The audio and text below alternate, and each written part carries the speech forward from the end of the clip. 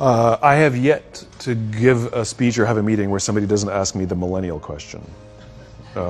What's the millennial question? Apparently, millennials as a generation, which is a group of people who were born approximately 1984 and after, are tough to manage. And they're accused of being entitled and narcissistic and self-interested, unfocused, lazy. But entitled is the big one.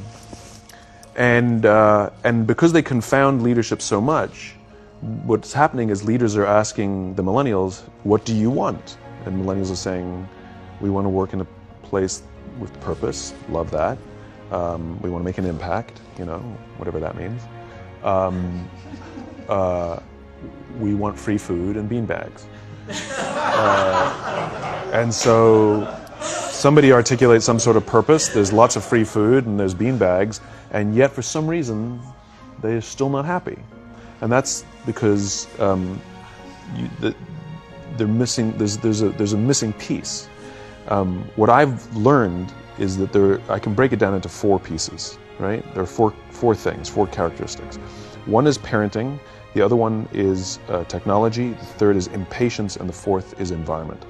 The generation that we call the millennials, too many of them grew up subject to, not my words, failed parenting strategies, where, for example, they were told that they were special all the time. They were told that they could have anything they want in life, just because they want it, right? They were told, some of them got into honors classes, not because they deserved it, but because their parents complained. And some of them got A's, not because they earned them, but because the teachers didn't want to deal with the parents. Some kids got participation medals. You got a medal for coming in last, right? Which the science we know is pretty clear, which is it devalues the medal and the reward for those who actually work hard. And it actually makes the person who comes in last feel embarrassed because they know they didn't deserve it. So it actually makes them feel worse, right? So you take this group of people and they graduate school and they get a job and they're thrust into the real world, and in an instant they find out they're not special, their moms can't get them a promotion, that you get nothing for coming in last, and by the way, you can't just have it because you want it, right? And in an instant their entire self-image is shattered.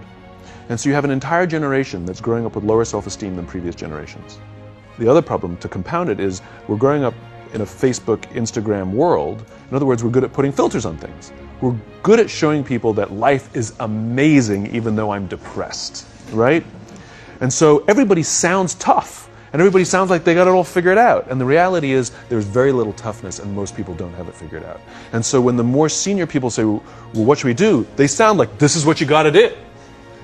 And they have no clue, right? So you have an entire generation growing up with lower self-esteem than previous generations, right? Through no fault of their own. Through no fault of their own, right? They were dealt a bad hand, right? Now let's add in technology.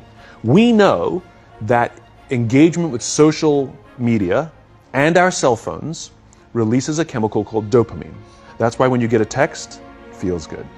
Right? So, we've all had it where you're feeling a little bit down or feeling a bit lonely. And so you send out 10 texts to 10 friends, hi, hi, hi, hi, hi. Because it feels good when you get a response, right? Right? It's why we count the likes. It's why we go back 10 times to see if my Instagram is growing slower, did I do something wrong? Do they not like me anymore, right? The trauma for young kids to be unfriended, right? Because we know when you get a hit of dopamine, which feels good. It's why we like it. It's why we keep going back to it.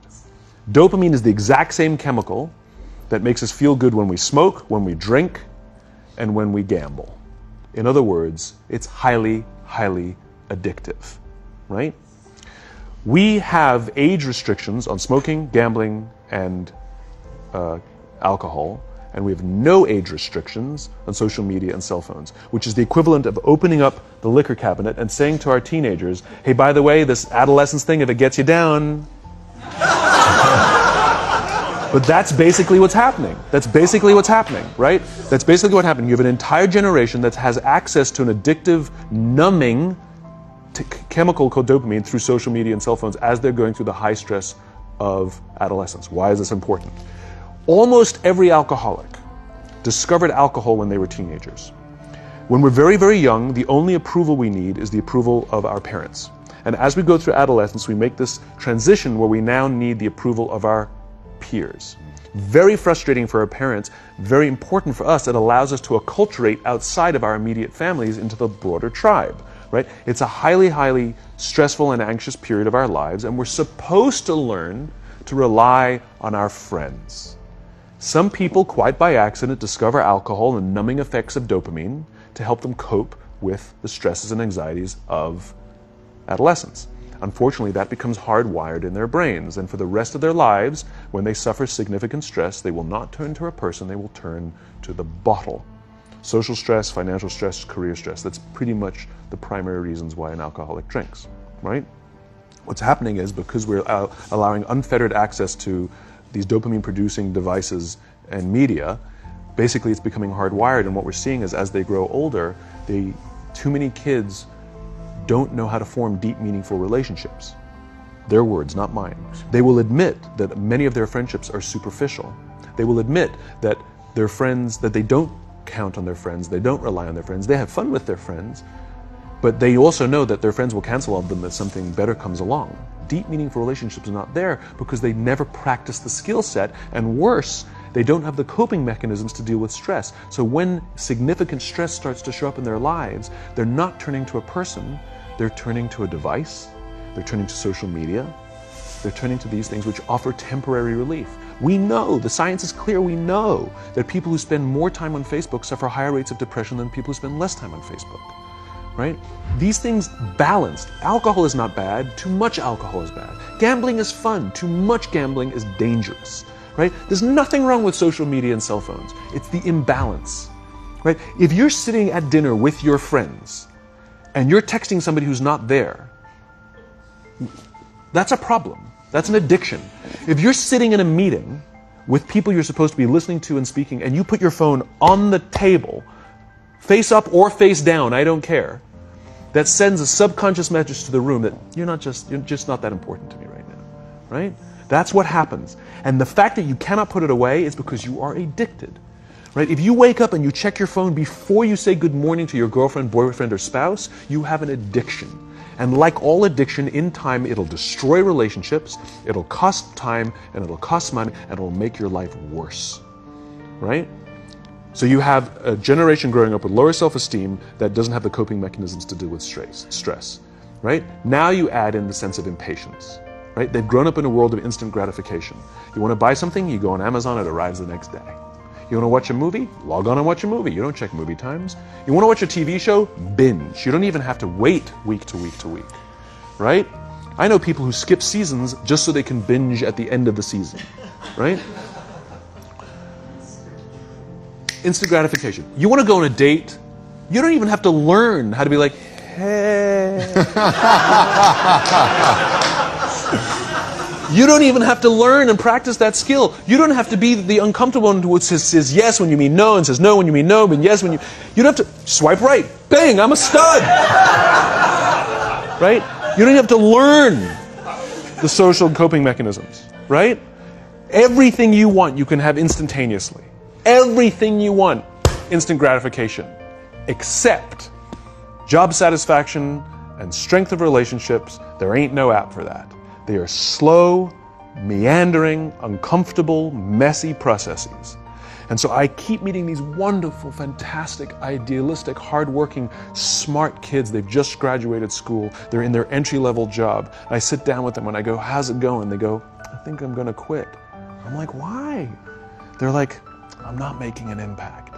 I'm like, you've been here 8 months. You know? It's as if they're standing at the foot of a mountain. And they have this abstract concept called impact that they want to have in the world, which is the summit.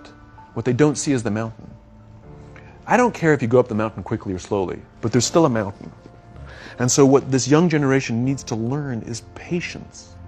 That some things that really, really matter, like love, or job fulfillment, joy, love of life, self-confidence, a skill set, any of these things, all of these things take time. Sometimes you can expedite pieces of it, But the overall journey is arduous and long and difficult. And if you don't ask for help and learn that skill set, you will fall off the mountain, or you will, the worst case scenario, and we're already seeing it, the worst case scenario is we're seeing an increase in suicide rates, we're seeing an increase in this generation, we're seeing an increase in accidental deaths due to drug overdoses, we're seeing more and more kids drop out of school or take leaves of absence due to depression. Unheard of. This is really bad. The best case scenario, those are all bad cases, right? The best case scenario is you'll have an entire population growing up and going through life and just never really finding joy. They'll never really find deep fulfillment in work or in life. They'll just waft through life and it'll be just, it's fine. How's your job? It's fine. The same as yesterday. How's your relationship? It's fine. Like that's the best case scenario. Which leads me to the fourth point, which is environment. Which is we're taking this amazing group of young, fantastic kids who are just dealt a bad hand. It's no fault of their own. And we put them in corporate environments that care more about the numbers than they do about the kids. They care more about the short-term gains than the long-term life of this young human being. We care more about the year than the lifetime, right? And so we are putting them in corporate environments that aren't helping them build their confidence, that aren't helping them learn the skills of cooperation, that aren't helping them overcome the challenges of a digital world and finding more balance, that isn't helping them overcome the need to have instant gratification and teach them the joys and impact and the fulfillment you get from working hard on something for a long time that cannot be done in a month or even in a year. And so we're thrusting to them in corporate environments, and the worst part about it is they think it's them. They blame themselves. They think it's them who can't deal. And so it makes it all worse. It's not. I'm here to tell them it's not them. It's the corporations, it's the corporate environments, it's the total lack of good leadership in our world today that is making them feel the way they do. They were dealt a bad hand, and I hate to say it, but it's the company's responsibility. Sucks to be you, like we have no choice. Right? This is what we got, and I wish that society and their parents did a better job. They didn't. So we're getting them in our companies, and we now have to pick up the slack. We have to work extra hard to figure out the ways that we build their confidence. We have to work extra hard to find ways to teach them the social skills that they're missing out on. There should be no cell phones in conference rooms. None. Zero. And I don't mean the kind of like sitting outside waiting to text. I mean like when you're sitting and waiting for a meeting to start, this is what we all do. We all sit here and wait for the meeting to start. Meeting starting? Okay. And we start the meeting. No, that's not how relationships are formed. Remember we talked about it's the little things? Relationships are formed this way. We're waiting for a meeting to start and we go, how's your dad? I heard he was in the hospital. Oh, he's really good. Thanks for asking. He's actually at home now. Oh, I'm really glad. It was really amazing. I know, it was really scary for a while. That's how you form relationships. Hey, did you ever get that report done? Oh my God, no, I didn't. I'll help you out. Can I help you out with that? Really? That's how trust forms. Trust doesn't form at an event in a day. Even bad times don't form trust immediately. It's the slow, steady consistency. And we have to create mechanisms where we allow for those little innocuous interactions to happen. But when we allow cell phones in conference rooms, we just, okay, have the meeting. And then my favorite is like when there's a cell phone there and you go like this, you go. It rings and you go. I'm not going to answer that. Mr. Magnanimous, you know? When you're out for dinner with your friends, like I do this with my friends. When we're going out for dinner and we're leaving together, we'll leave our cell phones at home. Who are we calling? Maybe one of us will bring a phone in case we need to call an Uber or take a picture of our meal. That goes without saying, come on.